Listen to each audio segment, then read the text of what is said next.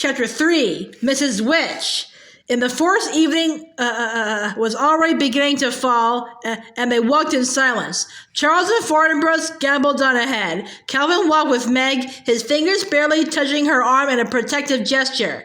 This has been the most impossible, the most confusing afternoon of my life, she thought. Yet I don't feel confused or upset anymore. I only feel happy. Why?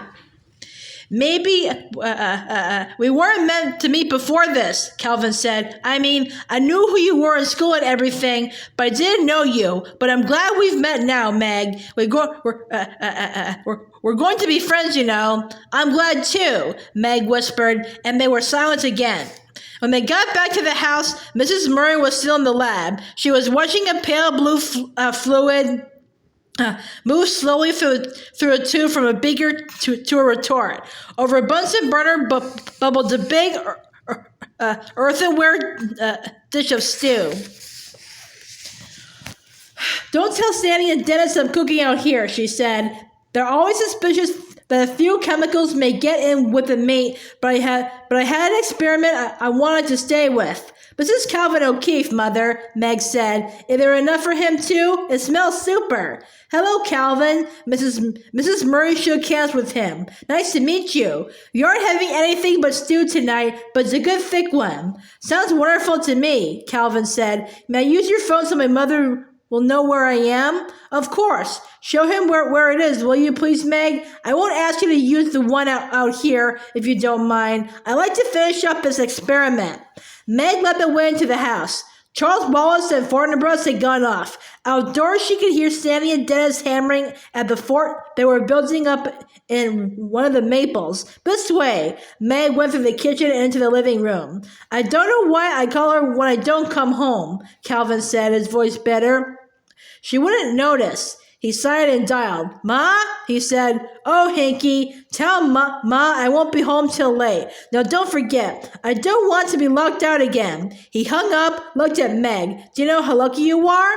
She smiled rather wryly. Not most of the time. A mother like that, a house like this. Gee, your mother's gorgeous.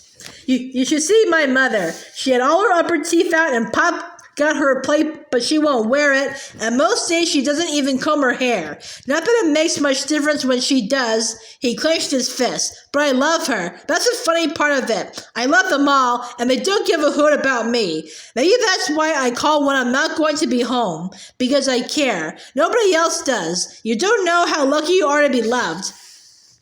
Meg said in a startled way, I guess I never thought of that. I guess I just took it for granted. Calvin looked somber, but his enormous smile lit up his face again. Things are going to happen, Meg. Good things. I feel it. He began wandering, still slowly, around the pleasant if shabby living room. He stopped before a picture on the piano of a small group of men standing together on a beach. Who's this? Oh, a bunch of scientists. Where? Meg went over to the picture. Canaveral, this one's father. Which? Here, the one with glasses? Yep, the one who needs a haircut. Meg giggled, forgetting her worries in her pleasure at showing Calvin the picture. His hair sort of the same color as mine. And he keeps forgetting to have it cut. Mother usually ends up doing it for him. She bought clippers and stuff because he won't take the time to go to the barber. Calvin studied the picture. I like him, he announced judiciously. Looks kind of like Charles Wallace, doesn't he? Meg laughed again. When Charles was a baby, he looked exactly like Father. It was really funny. Charles continued to look at the picture. He's not handsome or anything, but I like him. Meg was indignant. He is too handsome. Calvin shook his head. Nah, he's tall and skinny like me. Well, I think you're handsome, Meg said. Father's eyes are kind of like yours, too. You know, really blue. Only you don't notice his as much because of the glasses. Where is he now?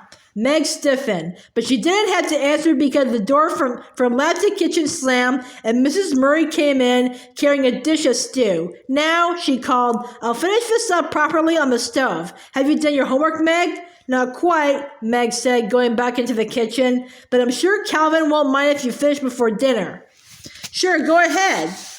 Calvin fished in his pocket and pulled out a wad of folded paper. As a matter of fact, I have some junk of mine to finish up. Math. That's one thing I have a hard time keeping up in. I'm okay on anything to do with words, but I don't do as well with numbers. Mrs. Murry smiled. Why don't you get Meg to help you? But see, I'm several grades above Meg. Try asking her to help you with your math anyhow, Mrs. Murry suggested. Well, sure, Calvin said. Here, but it's pretty complicated. Meg smoothed out the paper and studied it. Do they care how you do it? She asked. I mean, can you work it out your own way? Well, sure, as long as I understand and get the answers right. Well, we have to do it their way. Now look, Calvin, don't you see how much easier it would be if you did it this way? Her pencil flew over the paper. Hey, Calvin said. Hey, I think I get it. Show me once more on another one. Again, Meg's pencil was busy. All you have to remember is that every ordinary function can be converted into an infinite periodic decimal fraction. See? So 3/7 is 0.428571. This is the craziest family. Calvin grinned at her. I suppose I should stop being surprised by now, but you're supposed to be dumb in school, always being called up on the carpet. Oh, I am. The trouble with Meg and math, Mrs. Murry said briskly, is that Meg and her father used to play with numbers and Meg learned far too many shortcuts. So when they want her to do problems a long way around at school, she gets sullen and stubborn and sets up a fine mental block for herself. Are there any more morons like Meg and Charles around? Calvin asked. If so, I should meet more of them. It might also help if Meg's handwriting were legible, Mrs. Murry said. With a good deal of difficulty, I can usually decipher it, but I doubt very much if her teachers can, or are willing to take the time. I'm planning on giving her a typewriter for Christmas. That may be a help. If I get anything right, nobody will believe it's me, Meg said. What's a megaparsec? Calvin asked. One of Father's nicknames for me, Meg said. It's also 3.26 million light years. What's E equals mc squared? Einstein's equation. What's E stand for? Energy. M, mass. C squared, the square of the velocity of light in centimeters per second. By what countries is Peru bounded? I haven't the faintest idea. I think it's in South America somewhere. What's the capital of New York? Well, New York City, of course. Who wrote Boswell's Life of Johnson? Oh, Calvin, I'm not any good at English. Calvin groaned and turned to Mrs. Murry. I see what you mean. Her I wouldn't want to teach. She's a little one-sided, I grant you, Mrs. Murry said, though I blame her father and myself for that. She still enjoys playing with her doll's house, though. Mother, Meg shrieked in agony. Oh, darling, I'm sorry, Mrs. Murry said swiftly, but I'm sure Calvin understands what I mean. With a sudden enthusiastic gesture, Calvin flung his arms out wide as though he were embracing Meg and her mother, the whole house. How did all this happen? Isn't it wonderful? I feel as though I were just being born. I'm not alone anymore. Do you realize what this means to me? But you're good at basketball and things, Meg protested. You're good in school. Everybody likes you. For all the most unimportant reasons, Calvin said, there hasn't been anybody in the world I could talk to. Sure, I can't function on the same level as everybody else. I can hold myself down, but is it me? Meg took a batch of forks from the drawer and turned them over and over, looking at them. I'm all confused again. Oh, so am I, Calvin said gaily, but now at least I know we're going somewhere.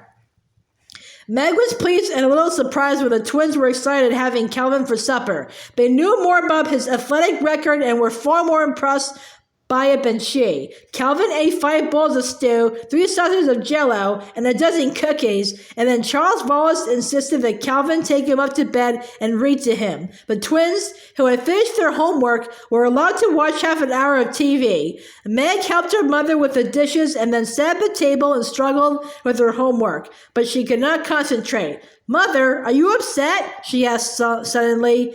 Mrs. Murry looked up from a copy of an English scientific magazine through which she was leafing. For a moment, she did not speak. Then, yes, why? Again, Mrs. Murry paused. She held her hands out and looked at them. They were long and strong and beautiful. She touched with the fingers of her right hand the broad gold band on the third finger of her left hand. I'm still quite a young woman, you know, she said finally. Though I realized that's not difficult for you children to conceive, and I'm still very much in love with your father. I miss him quite dreadfully. And you think all this has something to do with father? I think it must have, but what? That I don't know, but seems the only explanation. Do you think things always have an explanation? Yes, I believe that they do, but I think that with our human limitations, we're not always able to understand the explanations. But you see, Meg, just because we don't understand doesn't mean that the explanation doesn't exist. I like to understand things, Meg said. We all do, but it isn't always possible. Charles Wallace understands more than the rest of us, doesn't he? Yes. Why? I suppose because he's different, Meg. Different how? I'm not quite sure. You know yourself he's not like anybody else. No, and I wouldn't want him to be, Meg said defensively. What he doesn't have anything to do with it. Charles Wallace is what he is. Different. New. New? Yes, that's what your father and I feel. Meg twisted her pencil so hard that it broke. She laughed. I'm sorry, I'm really not being destructive. I'm just trying to get things straight. I know, but Charles Wallace doesn't look different from anybody else. No, Meg, but people are more than just the way they look. Charles Wallace's difference isn't physical. It's in essence. Meg sighed heavily, took off her glasses and twirled them, put them back on again. Well, I know Charles Wallace is different, and I know he's something more. I guess I'll just have to accept it without understanding it. Mrs. Murry smiled at her. Maybe that's really the point. I was trying to put across. Yeah, Meg said dubiously. Her mother smiled again. Maybe that's why our visitor last night didn't surprise me. Maybe that's why I'm able to have a willing suspension of disbelief. Because of Charles Wallace. Are you like Charles? Meg asked. Heavens no. I'm blessed with more brains and opportunities than many people, but there's nothing about me that breaks out of the ordinary mold. Your looks do, Meg said. Mrs. Murry laughed. You just haven't had enough basis for comparison, Meg. I'm very ordinary, really. Calvin O'Keefe, coming in then, said, Ha ha. Charles all settled? Mrs. Murry asked. Yes. What did you read to him? Genesis, his choice. By the way, what kind of experiment were you working on this afternoon, Mrs. Murry? Oh, something my husband and I were cooking up together. I don't want to be too far behind him when he gets back. Mother, Meg pursued, Charles says I'm not one thing or the other, not flesh nor fowl nor good red herring. Over crying out loud, Calvin said, You're Meg, aren't you? Come on and let's go for a walk.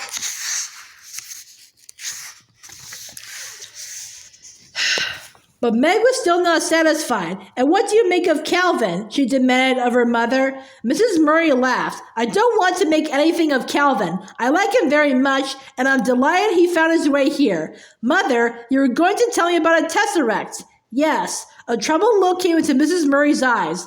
But not now, Meg, not now. Go on out for that walk with Calvin. I'm going up to kiss Charles, and then I have to see that the twins get to bed.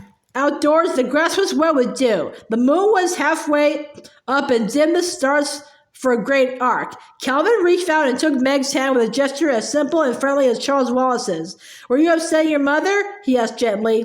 I don't think I was, but she's upset. What about? Father. Calvin led Meg across the lawn. The shadows of the trees were long and twisted, and there was a heavy, sweet autumnal smell to the air. Meg stumbled as the land sloped silently downhill, but Calvin's strong hands steadied her.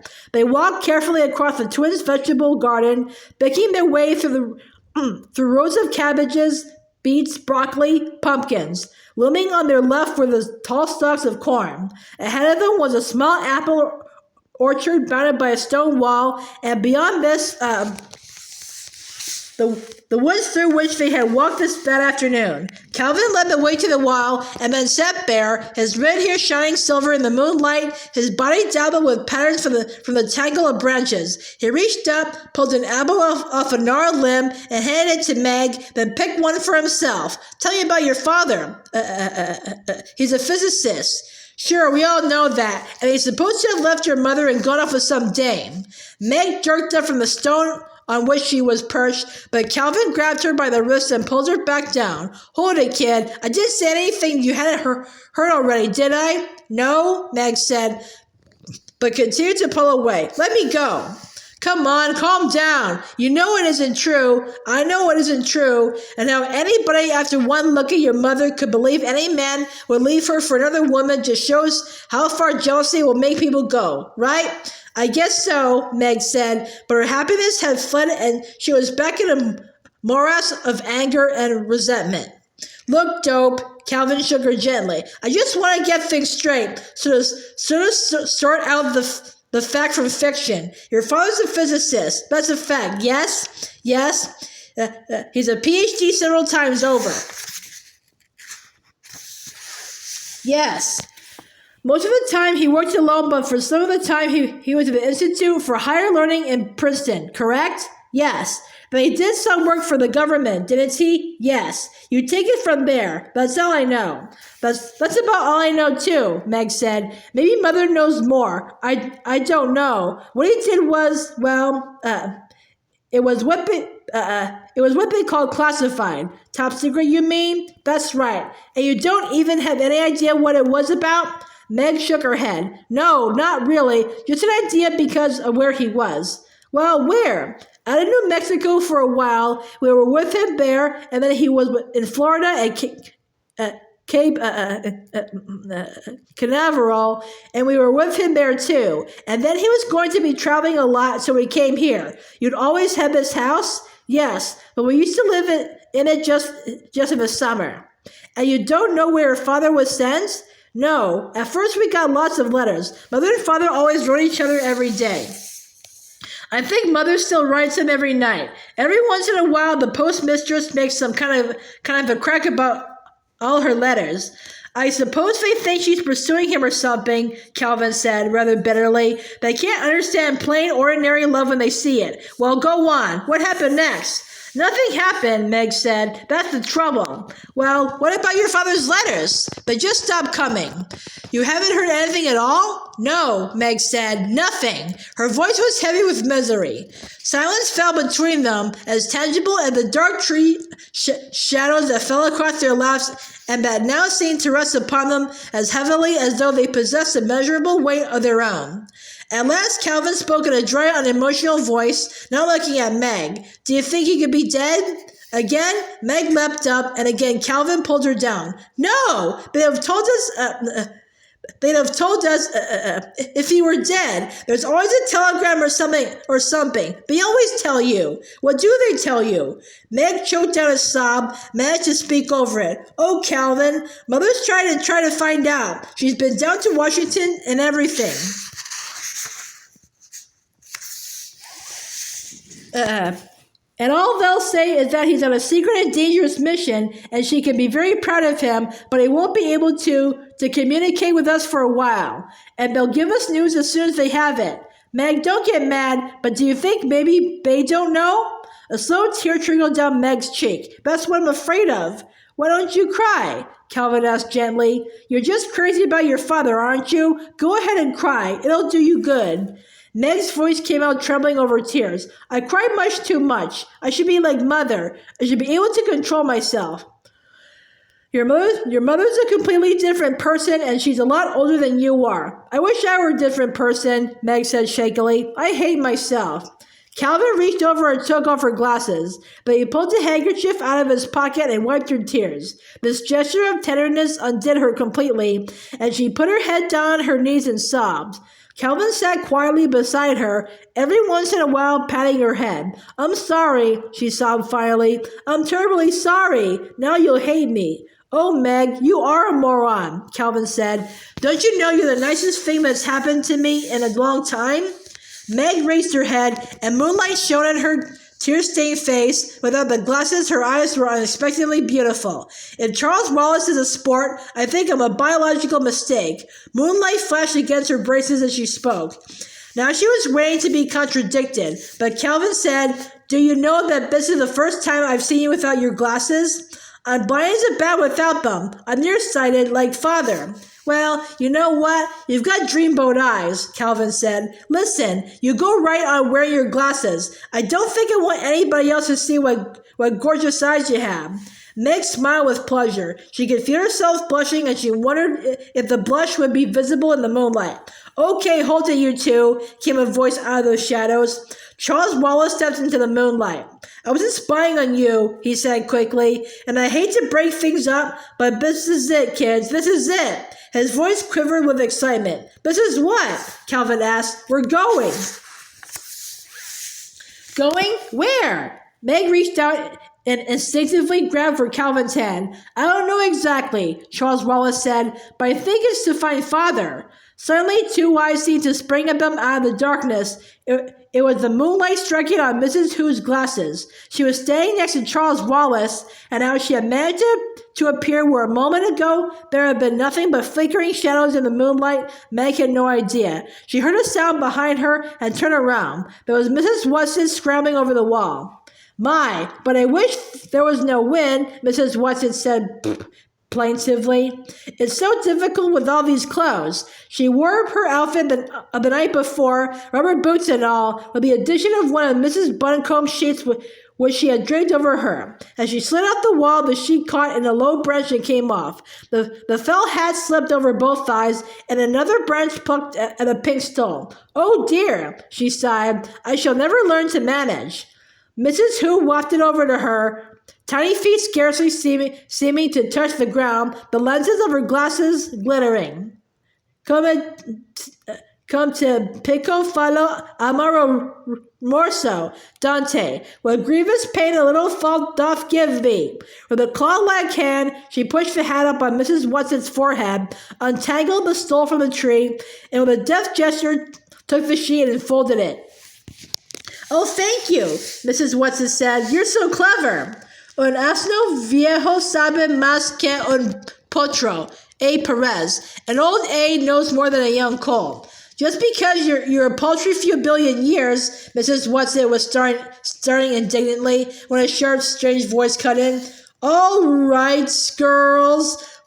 This is no time for bickering. It's Mrs. Witch," Charles Wallace said. There was a faint gust of wind, the leaves shivered in it, the patterns of moonlight shifted, and in a circle of silver something shimmered, quivered, and the voice said, "I do not think I will materialize completely. I find it very tiring, and we have much to do."